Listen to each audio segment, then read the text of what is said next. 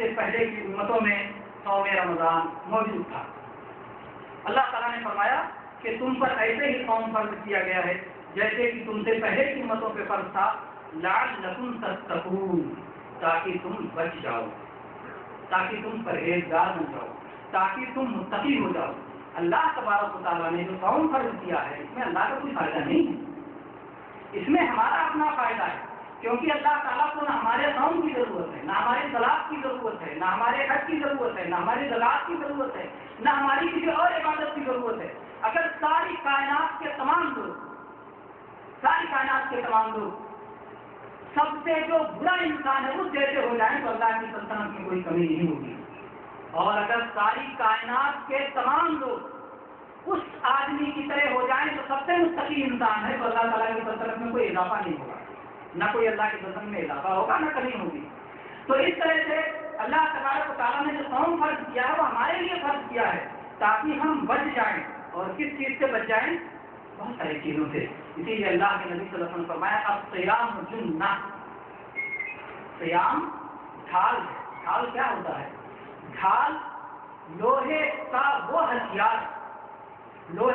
ہتھیار جس سے ایک جنگ کرنے والا دشمن کی حملے سے بچتا ہے، وہ ڈھال ہوتا ہے۔ تو اللہ کے نبی صلی اللہ علیہ وسلم نے فرمایا کہ ڈھال ہے یعنی یہ بچاتا ہے۔ یہ کس سے بچاتا ہے؟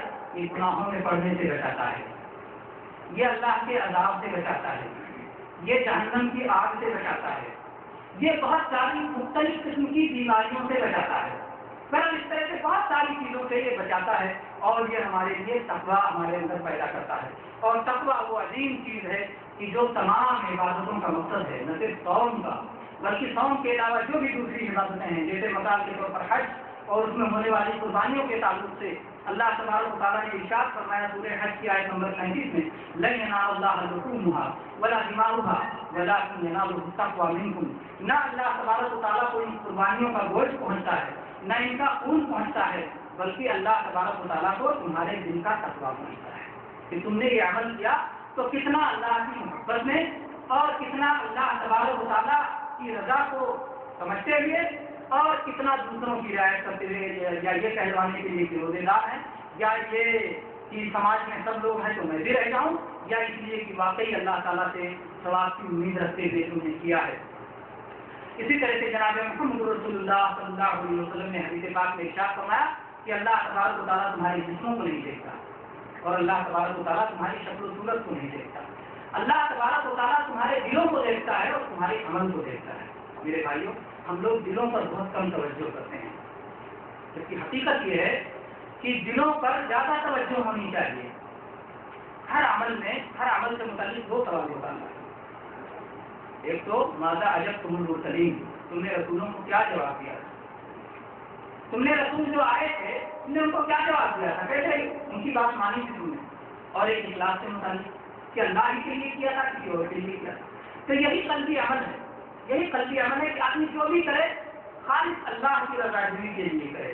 ہم یہ بہت خیال کرتے ہیں کہ نماز میں کھڑے ہوں تو ہمارے رکعتین بالکل سیدھا ہو، ایسے جیسے سنت میں آیا ہے، ہم ویسے ہاتھ باندھیں جیسے رسول اللہ صلی اللہ علیہ وسلم نے سینے پہ باندھا ہے، ہم ویسے ہی سجدہ کریں اللہ کے نبی صلی اللہ علیہ وسلم جیسا کیا ہے، ہم ویسے پاؤں سے پاؤں ملائیں جیسے نبی صلی اللہ علیہ وسلم کے صحابہ ملایا کرتے تھے، لیکن ہم ویسے ہی خضوع بھی کرتے ہیں جیسے نبی صلی اللہ علیہ وسلم کے صحابہ کرتے تھے، اس کو اتنی توجہ نہیں ہوتی۔ ہم ویسے ہی اس نماز میں کسی کا نہ کسی کے لیے نماز چھوڑے نہ مختصر کرے اور نہ کسی کی وجہ سے نماز پڑھیں نہ نماز کو بڑھائیں۔ تو اخلاص یعنی نہ کسی کے ملامت کی پرواہ ہو اور نہ کسی کی تعریف کی پرواہ ہو، یہ بہت بڑی چیز ہے جس میں کہ قلبی عمل سے ہم لوگ توجہ نہیں دیتے، اور اس کی اصلاح کی بہت ضرورت ہوتی ہے، جبکہ دل ہی ایسی چیز ہے کہ اگر وہ سدھر جائے تو پھر پورا بدن سدھر جاتا ہے، جیسا کہ اللہ کے نبی صلی اللہ علیہ وسلم نے فرمایا ہے کہ الا ان فی الجسد مضغۃ اذا صلحت صلح الجسد كله واذا فسدت فسد الجسد كله۔ خبردار، انسان کے جسم میں ایک ٹکڑا ایسا ہے گوشت کا کہ اگر وہ سدھر جائے تو پورا جسم سدھر جاتا ہے، اور اگر وہ بگڑ جائے تو پھر پورا جسم بگڑ جاتا ہے۔ جس دل کے علاج پر ہم لوگ توجہ نہیں دیتے، اور اس تنہائی میں بیٹھ کر کبھی کبھی اپنے دل کا جائزہ لینا چاہیے کہ ہم اپنے دلوں کی کتنی اصلاح کرتے ہیں۔ میرے بھائیوں، सौम में तकवा है और ये बंदे और अल्लाह के दरमियान एक राज है, कल्बी अमल है। आप ऐसा हो सकता है आप अपने बंद कमरे में हो, तन्हा हो, आपके सामने बेहतरीन खुशगवार लजीज मीठा शरबत हो और आपको प्यास भी लगी हुई हो और लजीज खाना भी मौजूद हो, कोई देखने वाला आपको नहीं है, आप खा सकते हैं और बाहर निकल के आए और लोगों में बने रहें कि कौन से हैं। आपकी हसीन व जमील बीवी जिससे आप दिल तोड़ के मोहब्बत करते हैं वो आपके पहलू में है, आपकी ख्वाहिश हो रही हो, कोई रुकावट भी नहीं है, दोनों तन्हा हैं और आप उससे मिलना चाहते हैं, लेकिन सिर्फ इस वजह से रुक जाते हैं कि अल्लाह तबारक व तआला देख रहा है, अल्लाह तबारक व तआला निगरानी फरमा रहा है। अल्लाह तबारक व तआला की निगरानी का एहसास करके और अल्लाह तबारक व तआला के इत्तला को समझ करके, अल्लाह की इत्तला पर और अल्लाह के देखने का यकीन करके आप इन सारी चीज़ों से रुक जाते हैं। तो ये तकवा है जो बंदे के अंदर ये सौम रमज़ान पैदा करता है कि वो अपना पूरा सौम इसलिए रखता है क्योंकि अल्लाह उसे देख रहा है, इसलिए नहीं कि कोई दूसरा देख रहा है। और मेरे भाइयों, इसमें और भी बहुत सारी तकवा की चीज़ें हैं, क्योंकि सौम के जरिए से एक रोज़ा रखने वाला, सौम रखने वाला अल्लाह के हुक्मों की पाबंदी करता है और अल्लाह की रोकी हुई चीज़ों से रुक जाता है और ये तकवा है। इसी तरह से एक शख्स अल्लाह की निगरानी के एहसास का मशक करता है और उसी में रहता है, तो ये भी तकवा है। इसी तरह से सौम के जरिए से शैतान के चलने की जगहें तंग हो जाती हैं। वो कैसे? शैतान के बारे में जनाब मुहम्मद रसूलुल्लाह सल्लल्लाहु अलैहि वसल्लम ने फरमाया है कि इब्ने आदम के अंदर शैतान ऐसे ही गर्दिश करता है जैसे उसका खून गर्दिश करता है, और जब एक आदमी खाना कम कर देता है, पीना कम कर देता है, तो खून की गर्दिश भी कमजोर पड़ जाती है, क्योंकि वो खुद कमजोर हो जाता है, तो खून की गर्दिश भी और खून का दौड़ना भी कमजोर हो जाता है। जब खून का दौड़ना कमजोर होगा तो खून के साथ साथ जो दौड़ रहा था, खून में मिलकर जो दौड़ रहा था, उसका दौड़ना भी कमजोर होगा। तो इस तरह से शैतान का हरबा और शैतान का गलबा और शैतान का तसल्लुत इंसान पर कमजोर पड़ जाता है और ये तकवा है। और इसी तरह से जो शख्स सौम रमज़ान की हालत में होता है, आम तौर पर वो अल्लाह की फरमाबरदारी ज़्यादा करता है तो गुनाहों से ज़्यादा बचता है और ये भी तकवा है।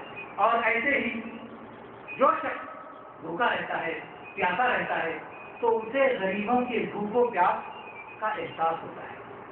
यानी तजर्बे से एक चीज़ सुन के आप देखें कि भूख में बड़ी तकलीफ होती है, प्यास में बड़ी तकलीफ होती है, सुन के वो असर नहीं होगा जो असर खुद अपना तजर्बा आपने किया।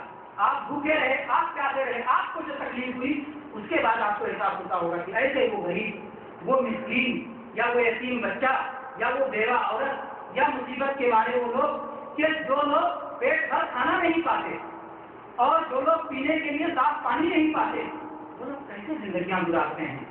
तो जब ये चीज़ बंदा सोचता है तो उसके दिल में रहमत और शफ़क़त उमड़ पड़ती है और वो अल्लाह की राह में खर्च करता है, वो गरीबों का ख्याल करता है, मिस्किनों के साथ हमदर्दी करता है और उनके लिए अपना माल जुटाता है। और मेरे भाई, ये भी एक तरह का तकवा है और तकवा का एक हिस्सा है। तो अल्लाह ताला ने फरमाया ताकि तुम मुत्तकी बन जाओ। मुत्तकी बनाने के लिए अल्लाह ताला ने ये सौम रमज़ान हम पे फर्ज किया है। फिर अल्लाह ताला ने फरमाया अय्यामुम मादूदात, अल्लाह ताला ने फरमाया ऐ ईमान वालो, तुम पर सौम रमज़ान फर्ज किया गया जैसे कि तुमसे पहले की उम्मतों पर फर्ज किया गया था, ताकि तुम मुत्तकी बन जाओ। ये सिर्फ चंद दिन हैं। अल्लाह ने पहले कहा सौम फर्ज किया गया, कब फर्ज किया गया कुछ नहीं बताया, बताया कि ये सिर्फ चंद दिन हैं, ये थोड़े से दिन हैं, ये गिनती के दिन हैं जिनको तुम गिन सकते हो आसानी से।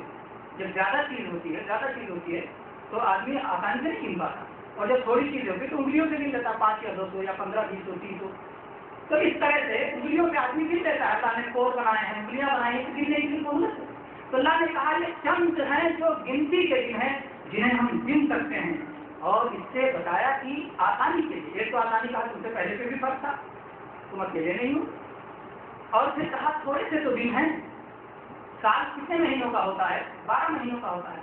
अल्लाह ताला ने 12 महीने पूरे के पूरे नहीं फरमाए, 10 महीने नहीं फरमाए, आधा साल 6 महीने अल्लाह ताला ने सौम नहीं फर्ज किया, بلکہ 3 مہینے بھی نہیں فرض کیا جو کہ 1/4 ہو. اللہ تعالیٰ نے صرف 1 مہینہ، 12 مہینے میں سے صرف 1 مہینہ فرض کیا، اور 1 مہینہ بھی پورا نہیں، آدھا، صرف دن، رات رات میں نہیں. رات میں خوب کھاؤ، خوب پیو. اور میرے بھائیوں، بہت ساری جگہوں پر جہاں کی آسانیاں ہیں وہاں تو دن بھی پورا نہیں ہوتا. صبح آدمی سو گیا، تیری کھا کے فجر پڑھ کے سو گیا، دوپہر کو بیدار ہو. سونے کی حالت میں بھوک کا کیا احساس، پیاس کا کیا احساس، تو وہ پورا دن بھی نہیں رہ گیا، آدھا دن ہو گیا. تو چند دن ہیں، اور دن کے بھی مختصر گھنٹے میں اللہ تبارک و تعالیٰ نے اس قوم کو فرض فرمایا ہے. کتنی آسانی اللہ تعالیٰ کی طرف سے ہو رہی ہے، اور کتنی ہم لوگ جو ہے اس آسانی کو کیسے استعمال کرتے ہیں. اور پھر اللہ تعالیٰ نے اس آسانی کے ساتھ ایک آسانی اور دی، فرمایا فمن کان منکم مریضا او علی سفر فعدۃ من ایام اخر. تم میں سے جو بیمار ہو یا سفر میں ہو تو وہ ان گنتیوں کو دوسرے دنوں میں پورا کر لے. عام طور پہ جب آدمی سفر میں ہوتا ہے یا بیمار ہوتا ہے تو صوم میں مشقت ہوتی ہے، تو یہ اللہ تعالیٰ کی طرف سے رخصت ہے اور اسے قبول کرنا ہے. اور اس کے بعد ان کی قضا دوسرے دنوں میں کر لیں. اگرچہ کہ آپ کی گرمی، آپ کا جب رمضان پڑا تھا تو سخت گرمیوں کے موسم میں پڑا ہو جس میں دن بھی لمبے ہوں، کوئی مشکل نہیں. اگر آپ نے اس کو قضا کیا ان دنوں میں جبکہ ٹھنڈی کا موسم تھا اور دن چھوٹا تھا، کوئی مشکل نہیں. اللہ تبارک و تعالیٰ نے یہ کہا یا اس کے برعکس ہو کہ جو رمضان پڑا تھا سردیوں میں اور گرمیوں میں آپ کو قضا کرنی پڑ گئی، تو دوسرے دنوں میں آپ کو کر لینا ہے. اس کی برابری کا خیال نہیں کرنا ہے، بلکہ دن کے بدلے دن میں قضا اللہ تبارک و تعالیٰ نے رکھا ہے. اور پھر جب بیماری ختم ہو جائے اور تندرستی لوٹ آئے، سفر ختم ہو جائے اور آدمی حالت اقامت میں ہو جائے، اپنے وطن میں پہنچ جائے، تو اس وقت آدمی آرام پانے کے بعد ان دنوں کی قضا کر لے. اسی طرح سے اللہ تبارک و تعالیٰ نے اس کے بعد فرمایا وَعَلَى الَّذِينَ يُطِيقُونَهُ فِدْيَةٌ طَعَامُ مِسْكِينٍ. اور وہ لوگ جو طاقت رکھتے ہیں وہ ایک مسکین کے کھانے کا فدیہ دیں. کیا مطلب اس آیت کا؟ ایسا ہے کہ جب ابتدا میں اللہ تبارک و تعالیٰ نے قوم رمضان فرض فرمایا تو اسلام کے سارے احکام دھیرے دھیرے آئے ہیں، تدریجاً آئے ہیں، یا بیٹھ نہیں آئے ہیں. لوگوں کو صوم رمضان کی عادت نہیں تھی، تو اللہ تعالیٰ نے یہ سہولت دی کہ جن کے پاس طاقت ہو تو وہ صوم رکھنا چاہے تو رکھ لیں، اور نہ رکھنا چاہے تو اس دن کے بدلے کسی مسکین کو کھانا کھلا دیں. جس دن آپ صوم نہیں رکھنا چاہتے، آپ کو اللہ نے مال و دولت دی ہے، طاقت دی ہے، تو آپ کسی مسکین کو کھانا کھلا دیں.